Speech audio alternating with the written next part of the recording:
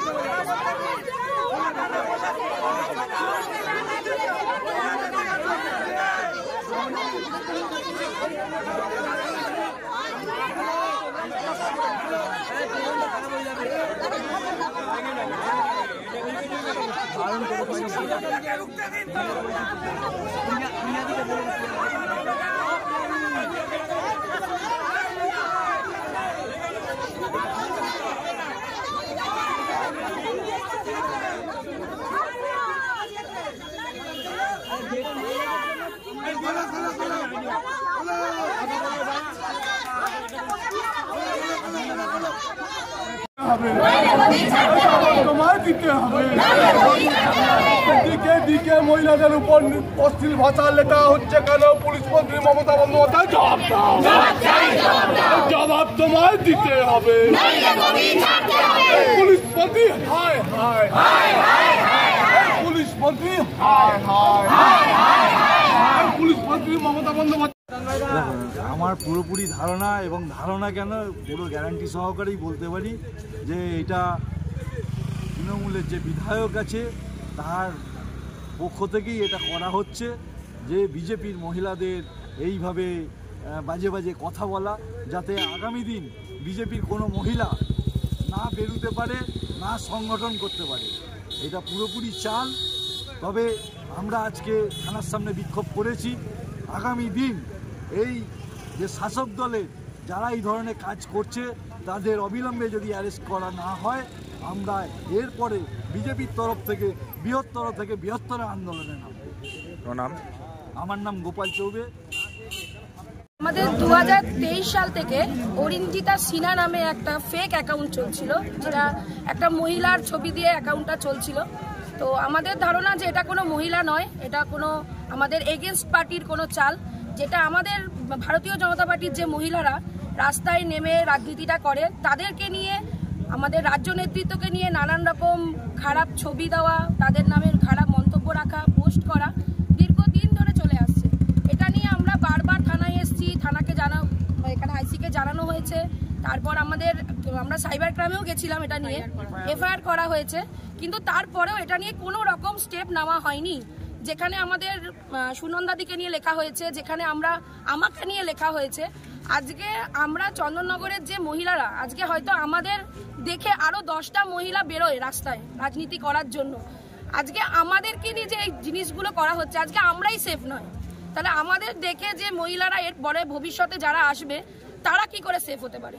আমাদের তরুকা শিকদার, যার কাছে আইসি স্যার এই ইয়েটা দিয়েছিল, আয়ো ম্যাডাম, তার কাছে এই কেসটা গেছিল, তার কাছে আমরা বারবার গেছি, আমরা সমস্ত ডকুমেন্টস জমা করেছি, সুনন্দাদির আধার কার্ড জমা করা হয়েছে, আমরা সমস্ত যে অ্যাকাউন্টের যে ছবি লিঙ্ক, কোন নামে লিঙ্ক আছে সেই লিঙ্ক পর্যন্ত থানায় দেওয়া হয়েছে। তারপরেও উনি কোনো স্টেপ নেয়নি। এই লিঙ্কের একটা পোস্টে একটা ছেলে, ওনার নাম হচ্ছে মহেশ পোদ্দার, সে লিঙ্কটা শেয়ার করেছিল, ঠিক আছে? তাকে থানায় নিয়ে আসা হয়েছিল, তাকে থানায় নিয়ে এসে বাবা শোনা করে বাছা করে তাকে বুঝিয়ে বাজিয়ে আবার থানা থেকে ফেরত দেওয়া হয়েছে। তা আমরা ম্যাডামকে বলেছিলাম যে আপনি একটু বলুন যে ওকে জিজ্ঞেস করুন যে কাজটা কে করছে। তো উনি বলেছেন যে এটা আমরা বলতে পারবো না, চাপ দেওয়া যাবে না, কোনো রকম চাপ দিলে যদি ও কিছু করে। তা আজকে একটা ছেলের চিন্তা করছে আয়ো ম্যাডাম, একটা মহিলাদের চিন্তা করছে না। আজকে আমরা যে মহিলারা রাস্তায় আছি, আমাদের ফ্যামিলি আছে, আমাদের সংসার আছে, স্বামী আছে, সন্তান আছে, আজকে যার মাকে নিয়ে এরকম লেখা হচ্ছে, আজকে আমাদের পরবর্তী প্রজন্মের ভবিষ্যৎ কি? আজকে আমাকে নিয়ে যে লেখা হচ্ছে, হয়তো আমার বাড়ির লোক, ফ্যামিলির লোক জিনিসটা না মেনে নিয়ে আমাকে বাড়ি থেকে তাড়িয়ে দিতে পারতো, সুনন্দাদিকে কিছু কোনো স্টেপ নিতে পারতো। আজকে আমরা যখন সেফ নয়, আজকে আমাদের সন্তানের দিকে যদি কোনোদিনও আঙুল ওঠে যে তোর মায়ের নামে এইসব লেখা হচ্ছে, তাহলে তার ভবিষ্যৎটা কোথায় গিয়ে দাঁড়াচ্ছে? যে পুলিশ প্রশাসনের কাছে আমরা সবকিছু জানাই যে আমাদের সেফ দেওয়ার জন্য, আমাদের গাইড করার জন্য যে পুলিশ প্রশাসন, তারা আজকে আমাদের চন্দননগরের মেয়েদেরই সেফ করতে পারছে না। আমরা কোথায়? এই সুরক্ষা, যাতে মহিলারা সুরক্ষা থাকে, তার লড়াই আজকে আমরা এই থানায় এসেছিলাম। আমাদের থানা ঘেরাও কর্মসূচি ছিল আজকে। আমার নাম পিয়া পাত্র বিশ্বাস, চন্দননগর মহিলা মোর্চার সভানেত্রী।